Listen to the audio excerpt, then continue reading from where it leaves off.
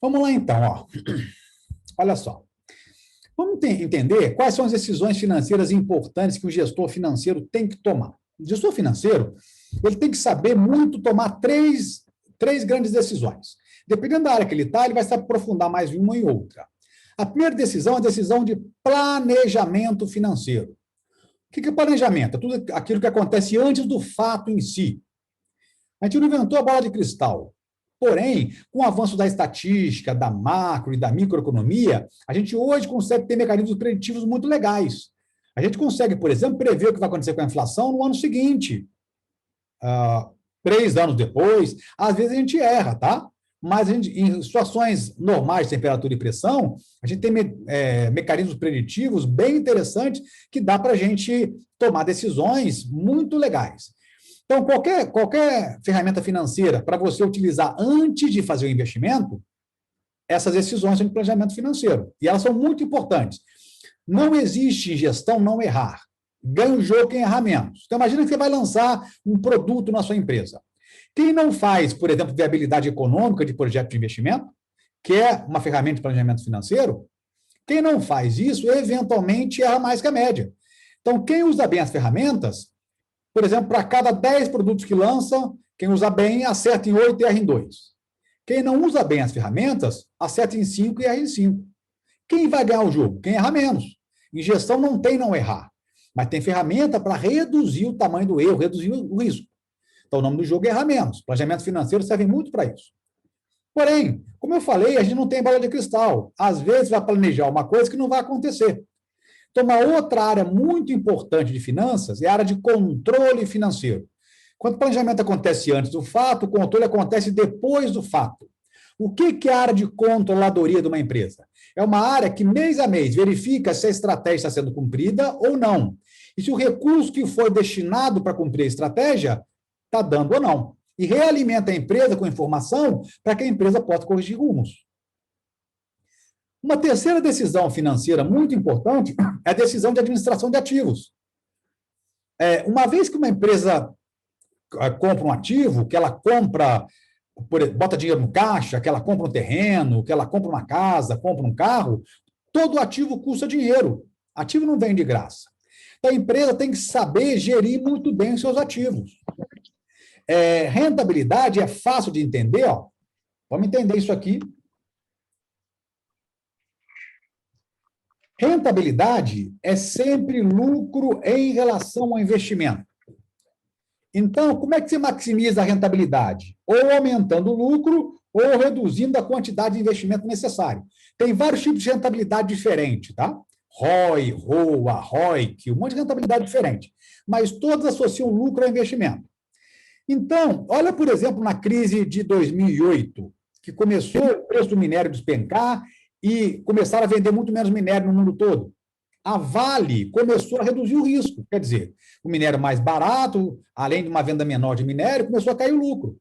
Para proteger a rentabilidade do investidor, ela teve que desinvestir, reduzir a quantidade de ativos que tinha, para tentar, de alguma forma, preservar a rentabilidade do investidor.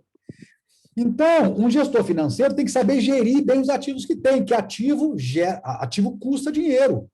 Imagina 2 empresas de táxi que geram de resultado líquido, de transporte, por exemplo, R$ 1 milhão no ano. Mas uma gera esse resultado com 30 carros, outra gera resultado com 10 carros. Quem é mais rentável? Logicamente, a empresa que tem 10 carros só, porque para o mesmo lucro ela tem um investimento menor. Então, qualquer gestor financeiro tem que saber gerir bem os ativos, entender que ativo que eu vou ter. Eu vou ter sede própria, eu vou comprar sede. Eu vou ter carro ou não. Uma vez determinado quais ativos você vai ter, uma outra decisão muito importante para o gestor financeiro é como financiar os ativos. Ah, tá, eu vou ter dinheiro só do dono ou a gente vai pegar dinheiro de banco? A gente vai abrir o capital? Se a gente for abrir o capital, vamos pegar quanto de ação preferencial, quanto de ação ordinária? A gente vai emitir quanto de preferencial, quanto de ordinária. Então, uma outra área muito importante de finanças é uma área de gestão de passivos. Se você souber gerir bem os seus passivos, eventualmente você pode ter rentabilidade melhor. Você deve ter ouvido falar que dívida não é necessariamente ruim. Vou falar disso um pouquinho na frente com vocês. Se você soubesse endividar, a dívida pode aumentar a sua rentabilidade. A gente vai ver isso um pouquinho na frente, exemplificando a crise americana. Vamos falar um pouquinho de características específicas do Brasil. O Brasil é já uma jabuticaba. O jabuticaba é um frutinho que só tem aqui, né? Então, o Brasil tem características muito particulares que a gente vai discutir um pouquinho delas para entender a função do gestor financeiro. Para isso, ó, vamos entender uma coisa. Ó. Imagine, vamos entender o que é o risco para finanças.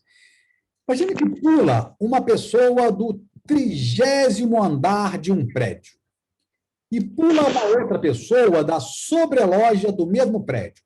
Uma pessoa pula do 30º andar do prédio e a outra pula da sobreloja. Pergunta é a seguinte: qual dessas duas pessoas você acha que tem mais risco de morrer? Da sobreloja ou do 30º? Vota aí. O que você acha?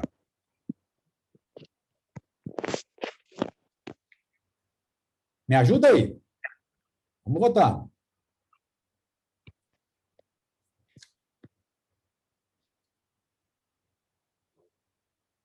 Oba! Deixa eu compartilhar com você o resultado. Olha só. 80% das pessoas disseram que tem mais risco quem pula do 30º andar. E tem menos risco quem pula da sobreloja de um prédio. Bom, então, na verdade, as pessoas que responderam que quem pula da sobreloja tem mais risco, essas são as pessoas que estavam corretas. Por quê? O que é risco para finanças? Para finanças, risco significa a probabilidade de alguma coisa ser diferente da esperada. O cara que pulou do 30º andar, o resultado era ruim, era um resultado que você não queria que acontecesse. A chance dele morrer é gigante. Mas você sabia o que ia acontecer. Se você pudesse apostar assim, quem morre? Qual dos dois se aposta? No 30º ou na sobreloja? No 30º. Por quê? Porque o resultado é mais provável, só que é um resultado ruim. Deixa eu só ligar o ar aqui. Janela fechada com os cachorros, coisa está em casa, né? Então, quando um ativo... risco não é dar errado. Quando um ativo é ruim, mas você sabe que é ruim, você só paga barato. Por exemplo, se eu falar assim, quanto vale um apartamento de 2 quartos na favela mais perigosa do Brasil? Você vai falar assim, não vale quase nada. Porém, quem compra sabe disso e paga muito barato. Agora, se eu falar assim, quanto vale um apartamento de 2 quartos? Depende. Então, risco em finanças não é dar errado. Risco significa a probabilidade de alguma coisa se comportar diferente da esperada. Então, quando a coisa se comporta melhor do que você esperava, também tem mais risco. Bom, então, entendendo que risco não é dar errado, risco é não saber qual vai ser o comportamento do ativo, vamos... Professor. Está sem som, professor. Oi? Está sem som. Vocês estão me ouvindo, gente? Está sem som. Agora sim. Agora sim, Tá. voltou o áudio. Então, beleza. Então, estão me ouvindo direitinho, né? Então foi, obrigado. Sim, agora sim. Então, quer dizer, risco não é dar errado. Risco significa, para finanças, comportar diferente do esperado. Então, como é que a gente mede risco em finanças? Olha só. Imagina que tem um ativo A e um ativo B. O que é um ativo para finanças? É tudo aquilo que gera dinheiro, que gera caixa. Então, uma aplicação financeira é um ativo, uma máquina que você usa para fazer produtos e vender é um ativo, um carro que você usa para ser Uber é um ativo. Ativo é tudo aquilo que gera caixa. Imagina um ativo A, que no primeiro ano remunerou 10% sobre o seu investimento. No segundo ano também 10%, no terceiro também 10%, no quarto também 10%. Na média, o ativo A remunerou a 10% ao ano. Agora, imagina o ativo B, que no primeiro ano pagou 10% sobre o que você investiu. Mas no segundo ano, você perdeu 20% do investimento. No terceiro ano, você não ganhou nem perdeu nada. E no quarto ano, você perdeu 30% do investimento. Na média, o ativo B também te remunerou a 10% ao ano. Mas qual ativo tem mais risco? O A ou o B? Qual que é mais provável de acontecer o resultado? O ativo A. Eu li algumas bocas aqui. O ativo A é mais provável. A esse ativo de baixíssima volatilidade, nós chamamos de ativo sem risco. Ativo sem risco não é que não tem risco, tudo tem risco, mas é o ativo de menor risco na economia do país. O ativo de menor risco na economia de qualquer país é o título tesouro daquele país. Nada tem menos risco que o título tesouro de qualquer país. Então, a referência para um ativo sem risco no Brasil é a Selic. A remuneração que se paga no ativo sem risco é chamado de prêmio de espera. Prêmio é remuneração por investir. O prêmio de espera é quando você paga um ativo sem risco. Porque o acionista, quem investe nesse ativo, está recebendo não por arriscar, mas por esperar. Se o governo fala assim, não gasta seu dinheiro agora não, empresta seu dinheiro aí que você vai receber um dinheiro no futuro valendo mais. Então, você está recebendo por esperar. Você concorda comigo que se o ativo A, que tem baixíssima volatilidade, paga 10% ao ano, nenhum ser humano vai aceitar botar dinheiro no ativo B e ganhar 10% ao ano? A 10% ao ano você fica no A. Está claro para vocês isso, gente? Isso determina que todo ativo, além de pagar um prêmio de espera, tem que pagar também um prêmio por risco. O ativo B, se pagar só 10%, ninguém aceita, tem que dar um pouquinho mais por risco. Como diria um amigo meu, tem que dar um plus a mais adicional por risco, senão ninguém bota dinheiro no ativo. Bom, no passado, a gente media risco através de desvio padrão ou de variância. Desvio padrão e variância medem exatamente a mesma coisa. Medem quanto um ativo varia em relação à sua própria média. A diferença é que um é quadrado do outro. Mas tudo que você medir pelo desvio padrão, você mede com a variância. Olha aqui o desvio padrão para você entender. Ó. A média do ativo B é 10. Mas no primeiro período, o desvio foi de 80 pontos da média, porque a média é 10, mas ele pagou 90. No segundo período, a média é de 10, mas o desvio da média foi de 30, porque era 10 positivo, pagou 20 negativo, o desvio foi de 30. A média é 10, no terceiro período, o desvio da média foi de 10. Quem saberia me dizer qual foi o desvio no quarto período? Me ajuda aí. Foi de quanto? 40. Foi de 40. Se você achar a média desses desvios, a isso nós chamamos de desvio padrão. Se você elevar isso ao quadrado, nós chamamos de variância. Só isso. Desvio padrão variância é média que uma coisa varia em relação à sua própria média. Quer ver? Ó? Nós vamos falar disso com calma, mas só para você ver uma coisa, ó, isso daqui que você está vendo é o desvio padrão, na verdade, ou a variância, tanto faz, de 3 ativos diferentes, da Petrobras, da Vale e da Telefônica. Esses gráficos estão mostrando qual que é a variação do preço da ação dessas empresas em relação à média histórica. Daqui a pouco eu vou falar um pouquinho de vocês em relação a isso. Mas então, quanto maior o desvio padrão, repara aqui, ó, que em vermelho, o desvio padrão é muito maior que em azul e em preto. Quer dizer, a variância, quanto varia quando tem subida ou descida da bolsa, a ação em vermelho ela é muito mais atingida. Então, no passado, a gente remunerava os acionistas através do desvio padrão ou da variância. Quanto mais desvio padrão ou mais variância, mais a gente pagava o investidor.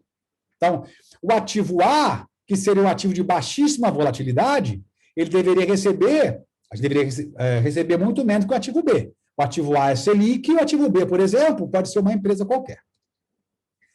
Dito isto, ó, vamos ver o risco dos ativos mais importantes do mercado brasileiro. Primeiro risco é título tesouro da dívida interna brasileira. O risco é baixíssimo, é o que paga a Selic. Depois disso, tem título da dívida externa brasileira. A gente deu no governo Itamar, deu um calote na dívida externa. Quando a Grécia deu calote na dívida externa. Então, é um ativo que tem mais riscos que o título do governo da dívida interna. Né? Um terceiro título são títulos do mercado financeiro, poupança, CDB, fundos. Tudo isso tem mais risco que títulos do governo, dívida interna ou externa. Porque se o banco quebrar, você perde grande parte do dinheiro. O fundo garantidor de crédito garante um pedacinho só, você perde grande parte do dinheiro. Depois, com mais risco ainda, a gente tem o mercado de capitais. né? A gente tem a Bolsa de Valores, por exemplo. E, com mais risco ainda, a gente tem um negócio qualquer. Uma empresa tem mais risco que tudo isso aí. Somente no Brasil, não é mole ser empresário no Brasil.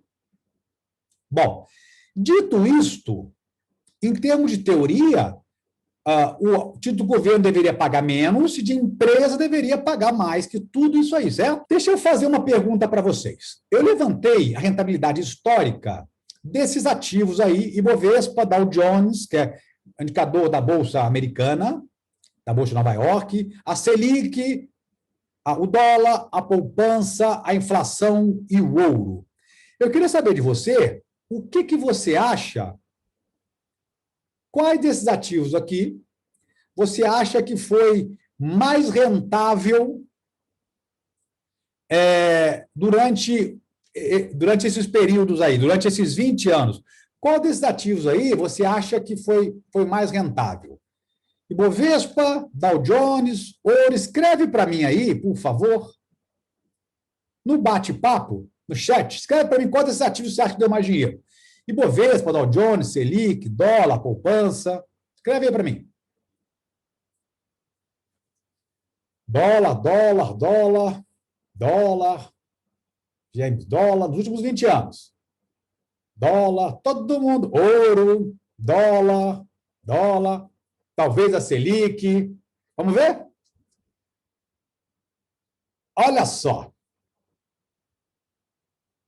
Na ordem, ouro, depois a Selic, depois o Ibovespa, depois a poupança, depois a inflação, depois o Dow Jones e, por último, o dólar. Olha que doideira. Em teoria, a Selic, isso é uma jabuticaba brasileira, a Selic remunera o ativo de menor risco na economia. E o ativo de menor risco deveria pagar menos, pagou o segundo que mais pagou. É isso que o Paulo Guedes diz que o Brasil é o país do rentista. No Brasil, ninguém queria montar empresa, ninguém quer botar dinheiro na Bolsa. A Bolsa é que incentiva a economia. Por que título público? O Brasil não ter feito dever de casa, para rolar a dívida que o Brasil tem, tinha que pagar muito nos títulos públicos. Então, você atraía para o Brasil um monte de capital especulativo, um monte de rentista, gente que botava a grana toda na renda fixa, com títulos do governo, com rentabilidade altíssima e risco nenhum. Mas isso destrói a economia de um país. Um país saudável é a bolsa que faz crescer o PIB. Esse indicador é muito ruim quando aconteceu no Brasil. Você atrai muito capital especulativo. Ninguém está aqui para investir para longo prazo, para investir, para montar um negócio. Bom, peguei também, olha só que doideira, peguei a Exame Melhores e Maiores e peguei 10 anos aí e medi a rentabilidade média do dono do negócio. ROI, chama Return on Equity em inglês, trazendo em português fácil, é a rentabilidade para quem é dono de negócio.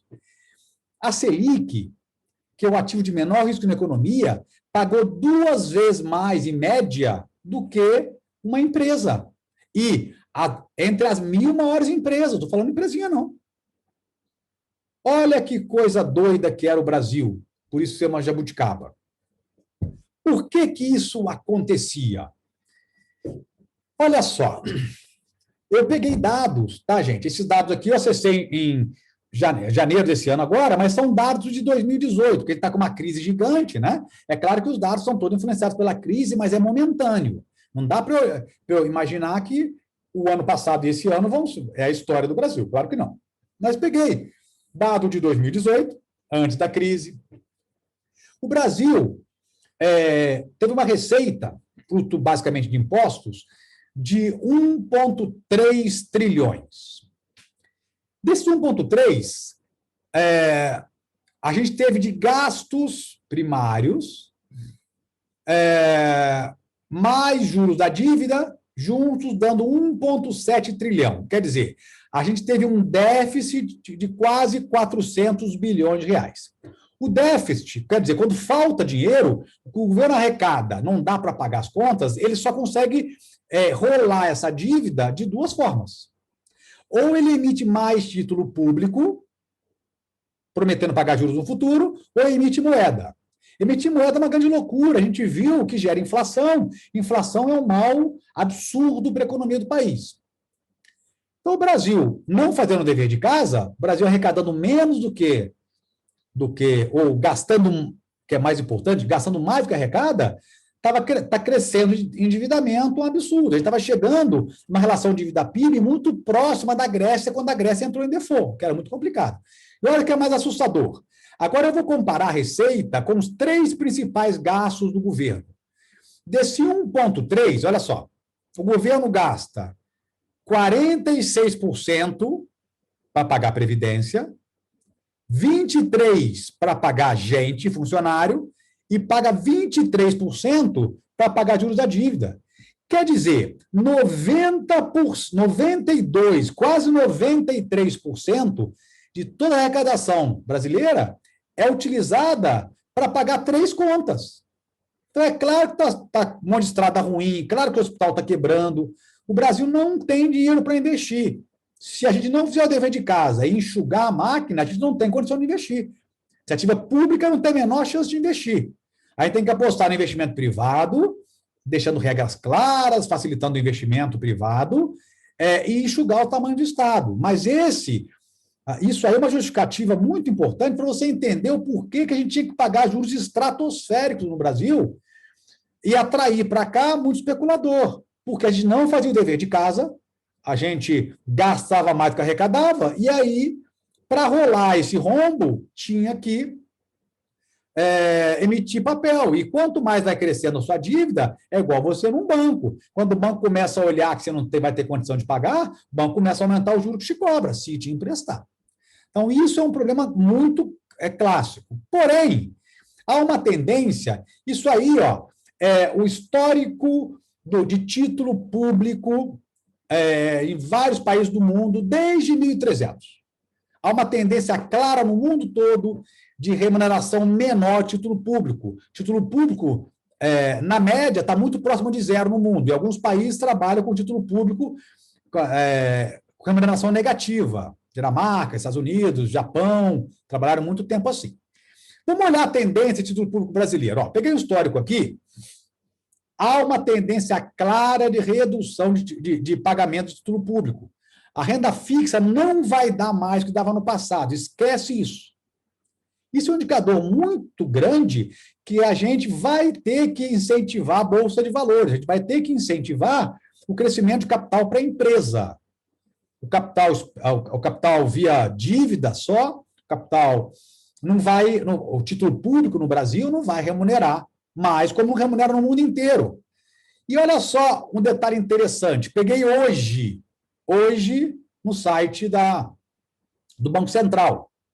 Repara que a gente está com uma Selic de 2,75, estava 2 até muito pouco tempo, com uma inflação em torno de 6. O que quer dizer isso? Que a gente está pagando atualmente remuneração negativa em título público. Se você comprar título público, ele vai crescer 2,75% ao ano. Se essa inflação aqui se perpetuar, que não deve perpetuar, vamos olhar em relação ao ano passado. Por exemplo, a inflação foi de 5,5%, essa Selic era de 2%. Então, você botou dinheiro em título público, ele perdeu o poder de compra. Não é a realidade brasileira, tá, gente? Isso está acontecendo porque derrubaram a Selic, não é a realidade ainda, porque derrubaram a Selic por causa da crise para tentar botar mais dinheiro na economia, mas a Selic, alguns economistas fazem conta, a Selic era para estar algo em torno de 6% e a inflação nossa em torno de uns 4%. Isso é a realidade brasileira atual. Mas que já é muito fácil entender que a remuneração não é muito alta, com certeza, título público vai cair remuneração para caramba. Mas o que isso significa? Significa que esqueça aquele papo de botar dinheiro na renda fixa e dormir tranquilo. A gente vai ter que aprender a assumir mais risco e investir dinheiro em produção, na Bolsa. A Bolsa brasileira tende a crescer muito, porque é uma tendência mundial a queda da taxa de juros básicos da economia. O título público paga pouco no mundo todo e já paga pouco no Brasil.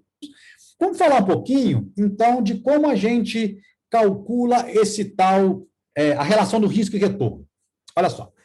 Imagina que um caminhão, você está estudando a opção de você comprar um caminhão hoje para fazer frete.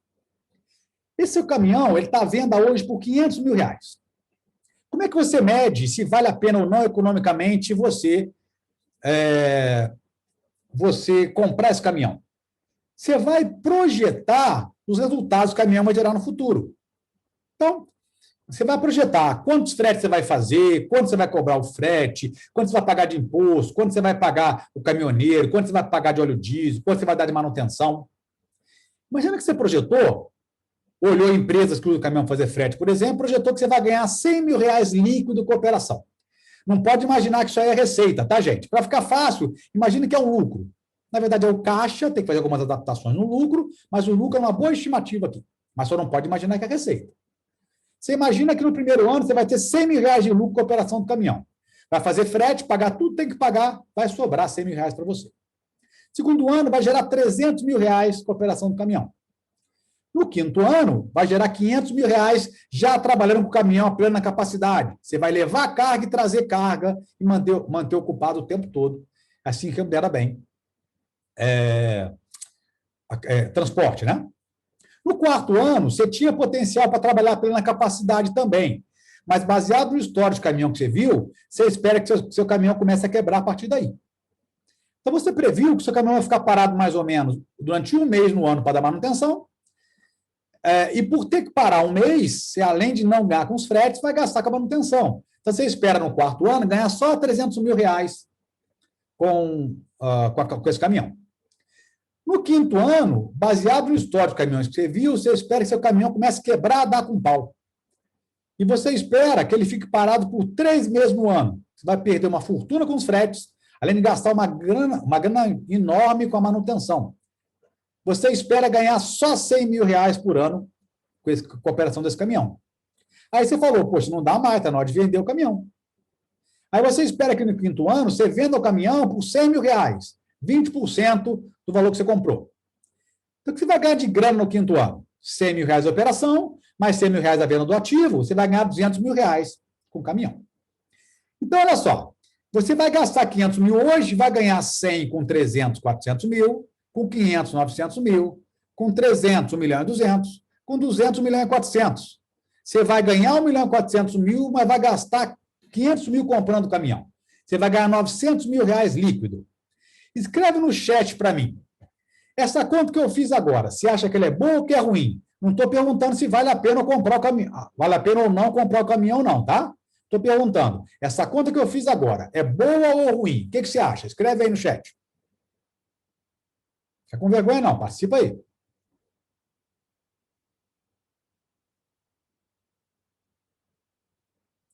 Eu acho que é ruim. Vamos lá, gente.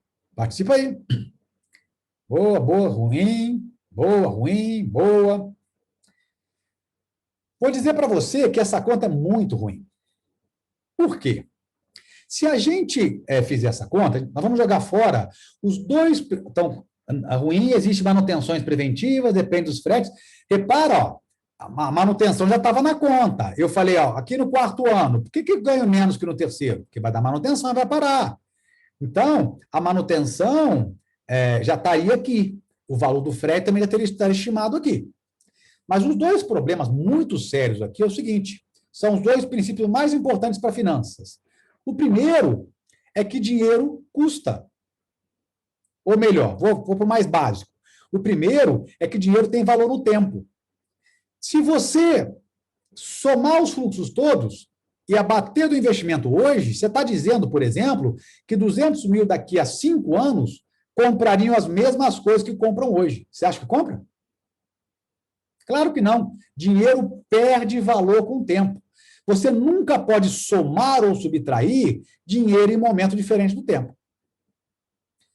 E também essa conta tem um segundo problema, é não considerar que dinheiro custa. Quem botou dinheiro aí, se foi acionista, o acionista quer dividendo. Se foi banco, banco quer juros. Dinheiro não vem de graça. Então, essa conta que a gente tinha falado é uma conta muito ruim sobre a ótica de finanças. Para que a gente usa matemática financeira dentro de disciplinas de finanças? Para botar para dentro da conta o conceito que dinheiro tem valor no tempo e que dinheiro custa. Então, por isso que eu não posso somar ou subtrair qualquer coisa em momentos diferentes do tempo. Na verdade, Luiz, eu diria que essa conta não tem ROI médio passado, né? Quando a gente olha para o futuro, o indicador mais legal para essa conta é dizer que a TIR, que é a rentabilidade desse caminhão, não pagaria o que os investidores querem, que os donos querem. Ou não sei se pagaria, porque eu não tenho aqui quantos investidores querem, tá? Mas o importante entender é que a gente não pode, enfim, nunca somar ou subtrair dinheiro em um momento diferente do tempo. E esse é um erro grosseiro que um monte de gente comete. E aí, eventualmente, toma uma decisão errada na empresa. Dinheiro tem valor no tempo e dinheiro custa. Para isso que a gente usa a matemática financeira, para tomar decisões financeiras importantes. Então, para eu poder saber se isso é viável ou não, como o Luiz falou, eu teria que calcular a rentabiliddade desse caminhão, que nós chamamos de TIR, taxa interna de retorno, e comparar com o risco de investir em caminhão no Brasil. Como a gente falou, risco é a probabilidade de alguma coisa se comportar diferente do esperado. Então, como é que a gente mede risco em finanças? Olha só, a gente já viu que risco é a probabilidade de uma coisa ser diferente da esperada. No passado, a gente media risco, como eu falei para vocês, com a variância, ou com desvio padrão, que dá no mesmo. Mas dois camaradas propuseram uma teoria que revolucionou a gestão de risco. Eles propuseram o seguinte, ó, a gente já viu aqui que todo ativo paga o prêmio de risco, o prêmio de espera, mas para determinar o prêmio de risco, como é que a gente vai fazer isso? Dois teóricos importantes da área propuseram uma teoria bem importante para medir risco. Até antes deles, media risco através da variância. Variância, novamente, mede que um ativo varia em relação à sua própria média. A gente viu ali ativo A, ativo B. Eles falaram o seguinte, ó, imagina que a gente tem um ativo, tem uma empresa de biquíni. E para biquíni, o melhor negócio é fazer sol. Se fizesse sol, você espera ganhar 30% sobre o que investiu. Você investe 100, saca 130. Se chovesse, você esperaria ganhar 10% sobre o que investiu. Vamos supor, porque não seria tão bom, né, para biquíni. Vamos supor que só tem esses dois tipos de clima, ou sol ou chuva. Tem um monte de clima intermediário, tá? E vamos supor também 50% de chance de correr cada evento. Quer dizer, metade dos períodos faz sol, metade dos períodos chove. Bom, então, você tenderia a ganhar 120 em média, mas é em média, tem risco. Vai dar alguns períodos 130, outros 110, outros 130. Depois de muitos períodos, vai tender a 120. Agora, imagina uma outra empresa de guarda-chuva. Para guarda-chuva, em geral, aqui no Sudeste, o melhor negócio é chover, né? Porque eu fiz a mesma pergunta em Teresina, me falaram, claro que é fazer sol. Aí quebraram o meu exemplo. Mas no Sudeste, em geral, a gente procura guarda-chuva quando chove. Imagina também só dois tipos de clima, ou sol ou chuva. Para guarda-chuva, se fizer sol, não é bom negócio. Você vai ganhar só 10% sobre o que investir. Bota 100, saca 110. Já se chover, é bom negócio. Você investe 100, saca 130, ganha 30% sobre o que investir. Também 50% de chance de correr cada evento.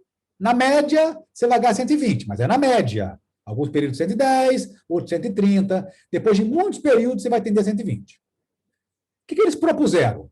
Por que, ao invés de você investir R$100 em biquíni ou R$100 em guarda-chuva, por que você não bota metade em cada ativo? Vamos ver o que acontece se você botar metade em cada ativo. Ó. Se você botar metade, você vai ganhar ou perder a metade, certo? Então, ó, se eu botasse R$100 em biquíni e fizesse sol, eu ia ganhar 130. Mas como eu botei só metade de 100, que é 50, fazendo sol, eu vou ganhar metade, 130, que é 65. Bom, já em guarda-chuva, se fizesse sol e eu botasse 100, eu ia ganhar 110, mas eu botei só a metade de 100, que é 50, e metade de 110, que é 55. E se chovesse? Se eu botasse 100 em biquíni e chovesse, eu ia ganhar ia ganhar 110, é 10% do investimento. Mas como eu botei a metade de 100, que é 50, eu ganho a metade de 110, que é 55. Já em guarda-chuva, se eu botasse 100 e chovesse, seria bom, ganharia 130. mas botei só metade de 100, que é 50, eu ganho metade de 130, que é 65. Olha o efeito combinado. Vamos ver. Ó. Eu teria investido no mesmo 100, 50 em cada empresa, mas fez sol. Eu ganharia 65 em biquíni, 55 em guarda-chuva. Choveu. 55 em biquíni e 65 em guarda-chuva. Faça sol ou faça chuva, eu ganho 120. Destruí o risco. O que esses caras provaram que foi um salto gigantesco em termos de gestão de risco? O melhor indicador para a gestão de risco não é a variância, e sim a covariância. Enquanto a variância, opa, Luiz, já viu aí, enquanto a variância mede o que uma coisa varia em relação à sua própria média, a covariância mede que uma coisa varia em relação à outra.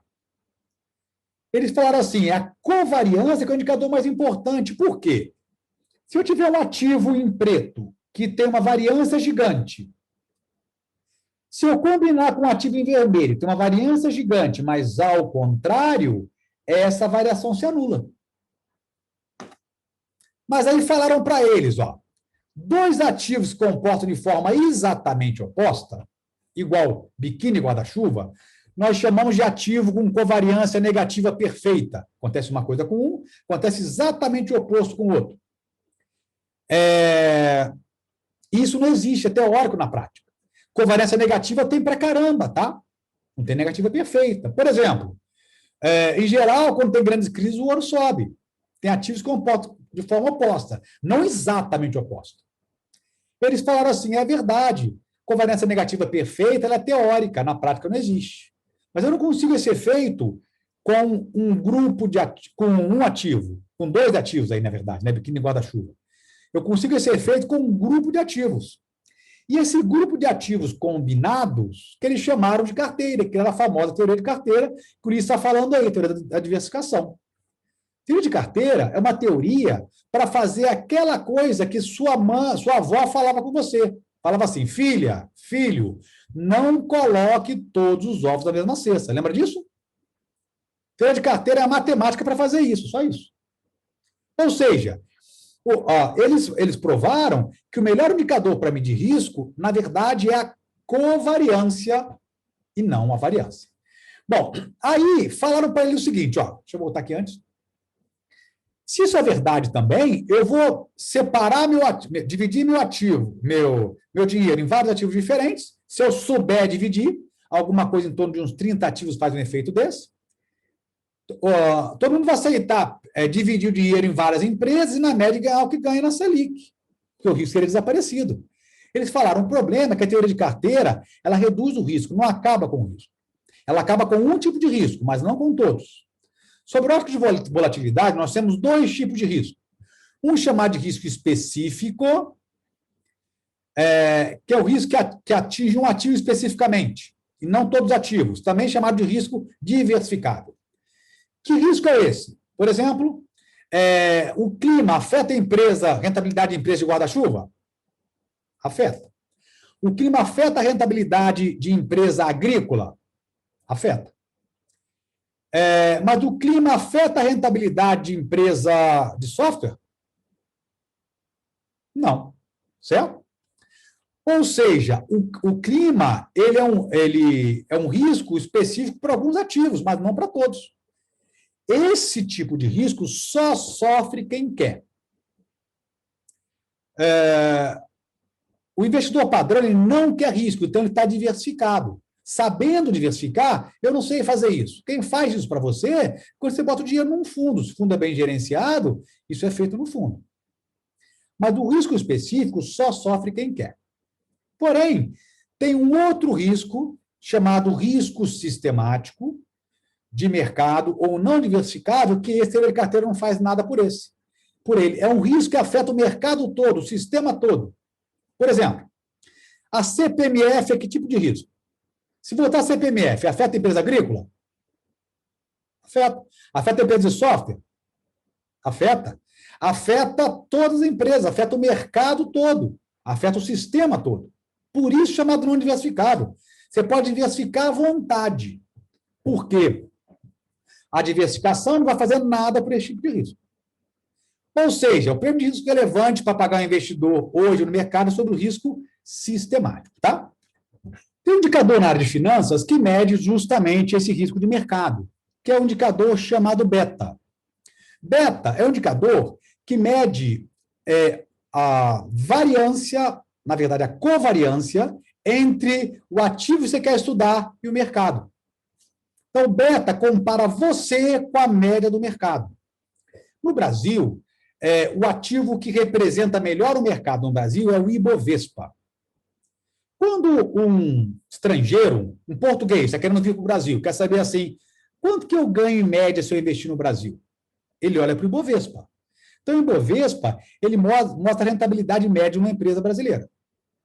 Então, se você quiser saber o risco que a sua empresa tem em relação à média, a gente mede a covariância do Ibovespa em relação à média, ou desse ativo em relação ao Ibovespa, que é a média. Por exemplo, eu quero saber qual é o risco que o Itaú tem, para saber se o investidor do Itaú tem que ganhar mais ou menos que investe no Ibovespa. Eu vou medir a volatilidade do Itaú em relação ao Ibovespa. Vou medir a covariância do Itaú em relação ao Ibovespa. Esse indicador beta, quando o beta é igual a 1, nós dizemos que essa empresa se comporta muito parecido com a média, muito parecido com o Ibovespa. E, portanto, o investidor dessa empresa deve ganhar mais ou menos que o Ibovespa paga. Um beta maior que 1 é chamado de beta agressivo. Quer dizer que essa empresa é mais volátil que o Ibovespa. Portanto, ela deve pagar um prêmio maior que o Ibovespa. Um beta inferior a 1 é chamado beta defensivo. Significa que a empresa é menos volátil que o Ibovespa. Olha aqui, ó, no meu papel, para entender. O que significa um beta de 1,2? Significa que a empresa que eu estou estudando tem 20% a mais de risco que a média do mercado. Esse aqui é aquele famoso 1 mais I de matemática financeira. 1 significa 100%. Tudo além de 1 é que você está acrescendo de risco. Então, o beta de 1,2 significa que a empresa estudada tem 20% a mais de risco que a média do mercado. O que quer dizer isso? Imagina que isso aí é o beta do Itaú. Quando o Ibovespa subir 10 em média, o Itaú tende a subir 20% a mais que 10, tende a subir 12. Mas também, quando o Ibovespa cair 10, o Itaú também tende a cair 12. Um beta de 1,2 significa que sobe 20% a mais que a média, mas também cai 20% a mais que a média. O que significa, por exemplo, um beta de 0,8? Significa que essa empresa, nesse caso, ó, ela tem 20%, porque 1 é 100%, né? Então, essa empresa tem 20% a menos de risco que a média do mercado. Portanto, ela sobe menos que a média e cai menos que a média. Vamos ver na prática, ó. Eu baixei aqui, ó. Vamos ver primeiro onde eu baixei. Eu baixei agora, antes de começar na palestra. Entrei no Yahoo Finanças. Aí aqui, ó, eu peguei o beta da Petrobras. Olha o beta da Petrobras. Ele é de 1,54. Quer dizer que a Petrobras é mais ou menos arriscada que o Ibovespa? Me diz aí.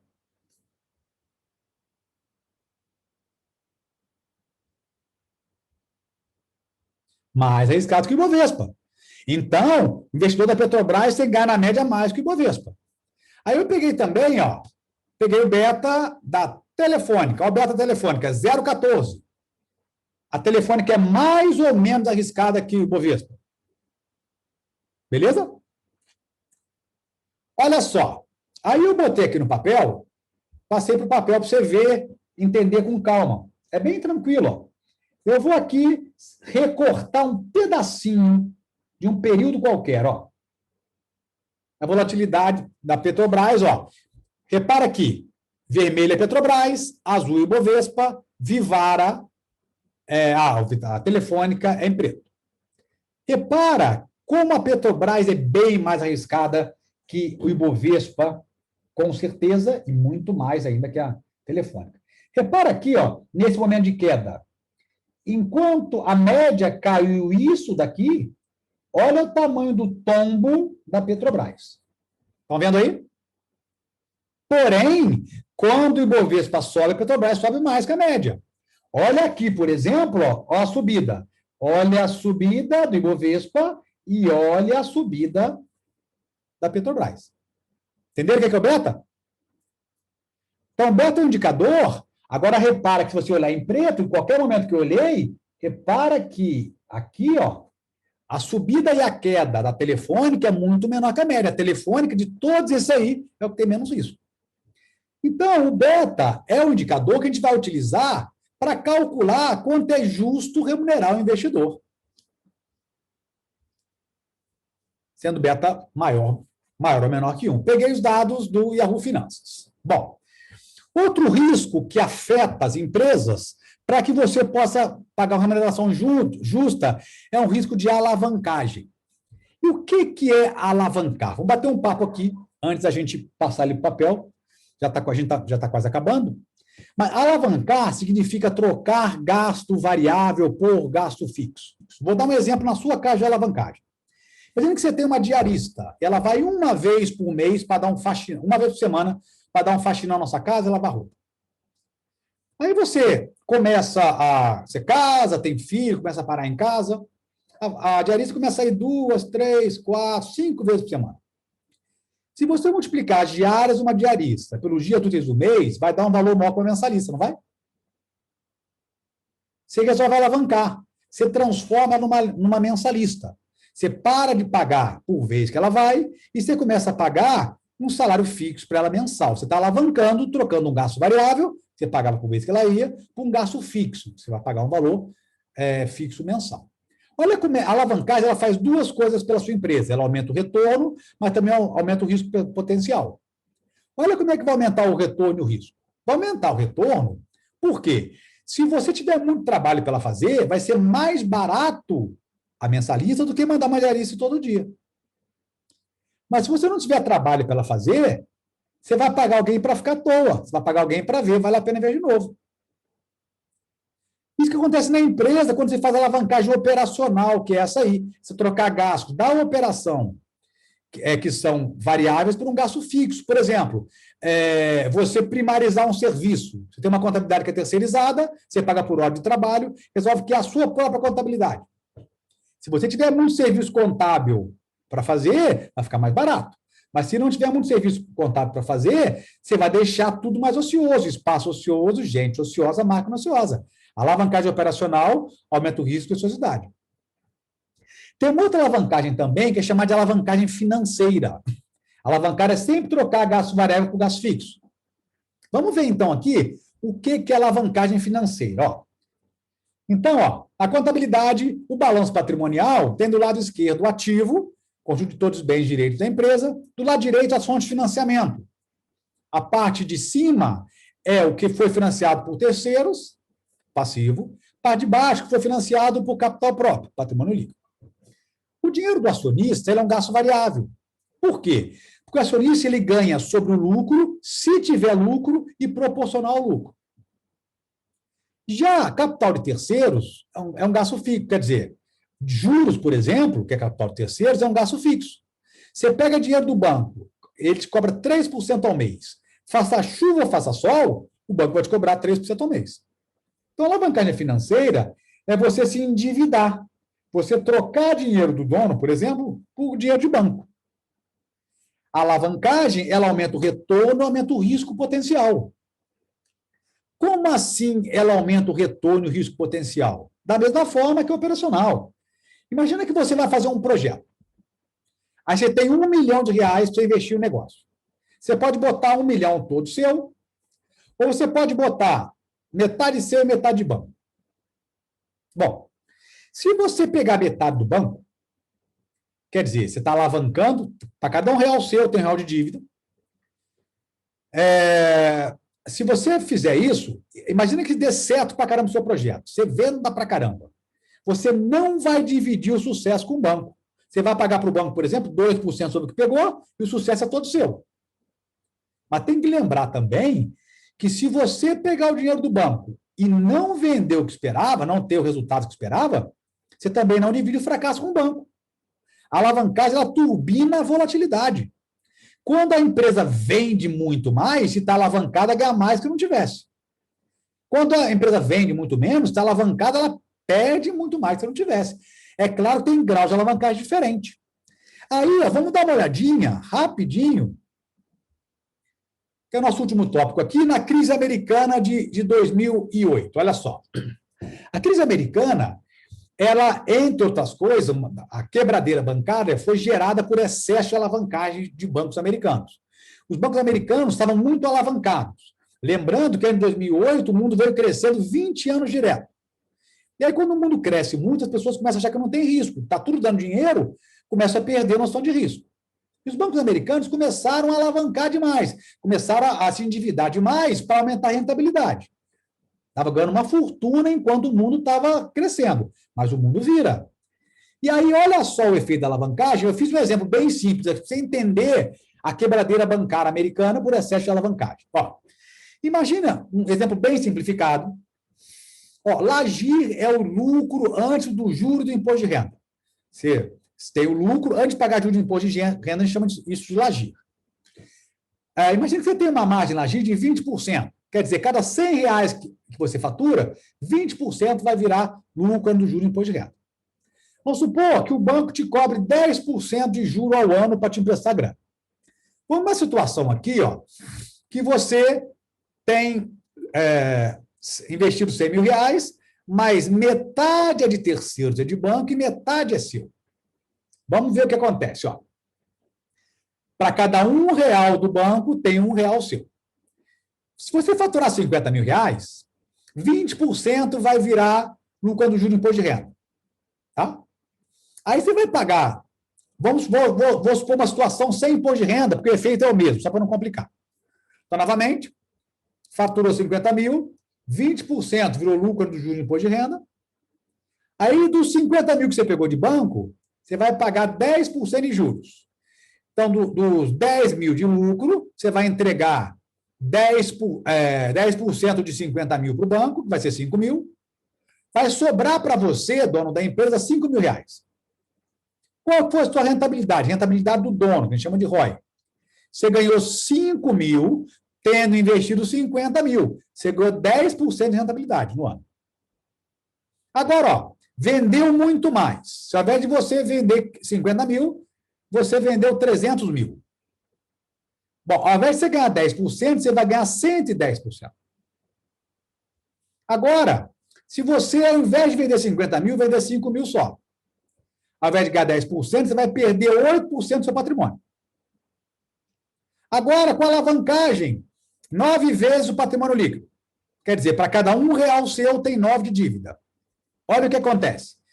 Se você, ao invés de vender 50.000, vender 300, com a alavancagem de R$1 seu, R$1 de terceiro, você tinha 110% de rentabilidade. Se a alavancagem for de 9, se você, ao invés de 50.000, vender 300, você vai ganhar 510%. Olha que lindo. Porém, se ao invés de você vender 50.000, você vender 5.000 só, com a alavancagem 1, você perdeu 8% do patrimônio. Agora, se ao invés de vender 50.000, vender 5, com a alavancagem 9, você perde 80% do seu patrimônio. E olha o tamanho de estrago. Tinha banco americano, tem um acordo na área bancária, chamado Acordo de Basileia, que define, entre outras coisas, o grau de alavancagem que os bancos deveriam ter. Tem um monte de padrão de assunção de risco. Tinha banco americano com alavancagem 31 vezes maior do que a brasileira determinava. Então, os caras estavam ganhando uma fortuna enquanto o mundo estava crescendo, mas o mundo é líquido. Quer dizer, o mundo é o mundo vira, né? Quando o mundo começou a cair, teve a crise lá do subprime, os bancos americanos perderam o capital, tem banco que perdeu o capital inteiro dos acionistas em meses. Então, a alavancagem faz turbina o risco, turbina o retorno. Portanto, tem que saber fazer isso. É isso aí, tá vendo? Nesse exemplo, está falando o Luiz, com venda frustrada de 2 anos, PL negativo, isso aí. O dinheiro já é, sua empresa é dos outros, nem sua, isso que é PL negativo, que a empresa nem é sua mais. Gente, então esses são temas muito importantes que serão tratados na pós-graduação presencial em gestão financeira, oferecido aí para o Centro Hermes. Vale a pena você entrar no site e conferir o programa. Vai ser tratado na disciplina de Corporate Finance, que é uma disciplina bastante importante para o curso, e a gente vai aprofundar os conceitos. Além de você, obviamente, aprender no curso conceitos de contabilidade gerencial, de governança corporativa, muitos conceitos que vão, com certeza, transformar você em um gestor muito melhor, tá bom? Obrigado pela presença aqui na palestra, espero que tenha sido útil para vocês. Um grande abraço e até a próxima.